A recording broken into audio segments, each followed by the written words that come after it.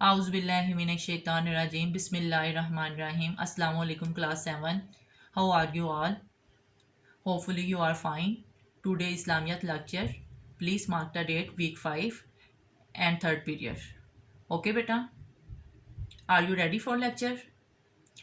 بیٹا last time آپ کو پتا ہے ہم نے غزوہ حنین کیا تھا، تو آج ہم آپ کا ناظرہ سٹارٹ ہو چکا ہے باب اول القرآن الکریم، اس کی صورت کریں گے صورت دوحہ، جیسا کہ آپ پلاننگ میں دیکھ رہے ہیں۔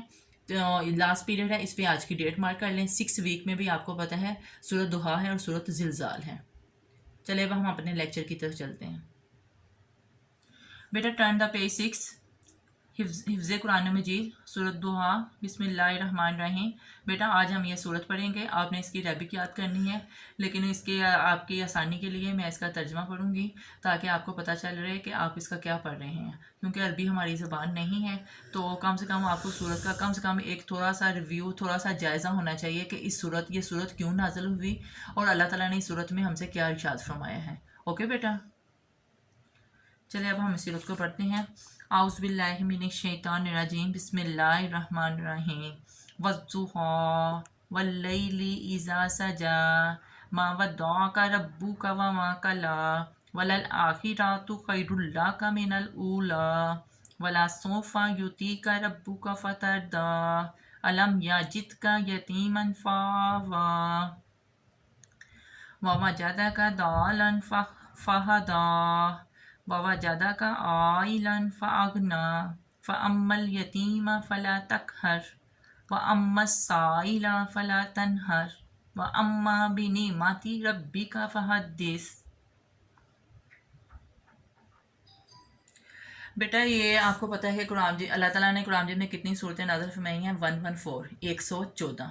تو اس صورت کا 93 نمبر ہے، اوکے، یعنی کہ 93 نمبر ہے۔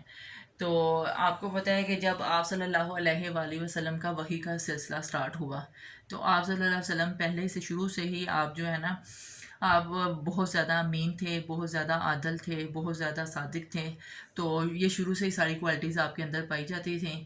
تو اللہ تعالیٰ نے شروع سے ہی آپ کو کسی چیز کے لیے پسند کیا ہوا تھا۔ تو اس کے بعد جب آپ غار حرا جو ہے نا اپنا زیادہ تر وقت وہاں پہ گزارتے تھے، عبادت کے لیے جاتے تھے، تو ایک دن آپ وہیں پہ تھے جب صورت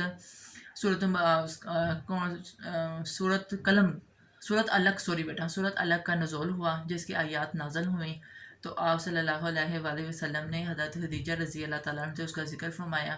تو اس کے بعد نبوت اور رسالت کا سلسلہ سٹارٹ ہو گیا، تو وقتاً فوقتاً صورتیں جو ہے نا وحی کی صورت میں نازل ہوتی تھیں۔ تو ایک وقت ایسا آیا کہ جب کافی دیر تک آپ پر کوئی صورت نازل نہیں ہوئی، تب کفار مکہ نے آپ کا جو ہے نا مذاق اڑانا شروع کر دیا کہ آپ کا خدا جو ہے نا آپ سے ناراض ہو گیا ہے، تو اب آپ کس طرح جو ہے نا اپنی تبلیغ کریں گے۔ تو جب آپ پریشانی میں تھے، ڈپریشن میں تھے، تب اللہ تعالیٰ کی طرف سے سورۃ دوحہ کا نزول ہوا۔ تو اس صورت میں جو ہے نا آپ کو بتایا گیا ہے کہ یعنی کہ آپ کو تسلی دی گئی ہے، جیسے قسم ہے والضحیٰ، قسم ہے روزے روشن کی اور رات کی، یعنی کہ قسم ہے چاشت کے وقت کی، یعنی کہ صبح کی، اور وقت جب سورج کی سرخی ختم ہو جائے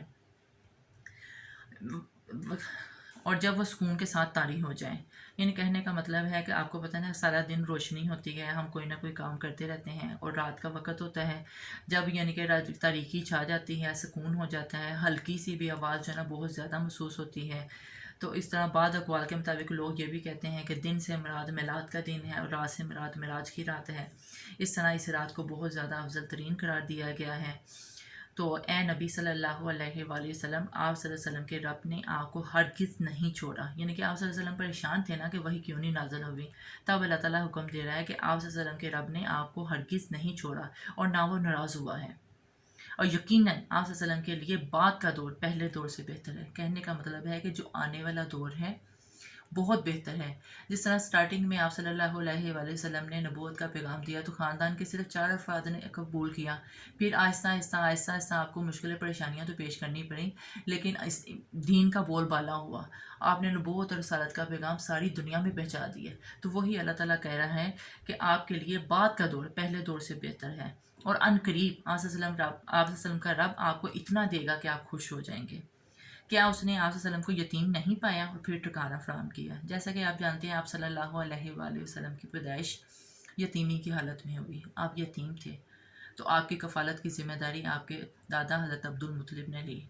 تو 2 سال کے بعد آپ کے دادا کی حضرت عبد المطلب کی ڈیتھ ہو گئی۔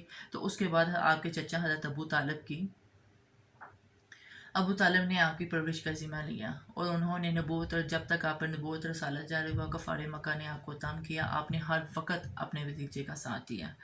تو ان کے دل میں رحم، شفقت، یہ ساری چیزیں کس نے ڈالی؟ اللہ تعالیٰ نے ڈالی۔ تو اللہ تعالیٰ اس چیز کو یاد کرا رہا ہے کہ اس نے آپ صلی اللہ علیہ وسلم کو یتیم نہیں پایا اور پھر ٹھکانہ فراہم کیا، اور آپ صلی اللہ علیہ وسلم کو نہ واقفے ڈرا پایا پھر ہدایت بخشی، یعنی کہ جو رستے آپ نہیں جانتے تھے ہم نے اس کے مطابق آپ کو ہدایت بخش دی، اور آپ صلی اللہ علیہ وسلم کو نہ دار پایا پھر مالدار کر دیا، یعنی کہ ہم نے آپ کو دین و ایمان کی دولت سے مالا مال کر دیا۔ لہٰذا یتیم پر سختی نہ کرو، یعنی کہ یتیم پر سختی نہ کرو، اور سائل کو نہ کرو۔ سائل مطلب سوال کرنے والا۔ سوال کرنے والا 2 طرح سے ہو سکتا ہے، ایک وہ مالی ضروریات کے لیے، دوسرا وہ علمی ضروریات کے لحاظ سے۔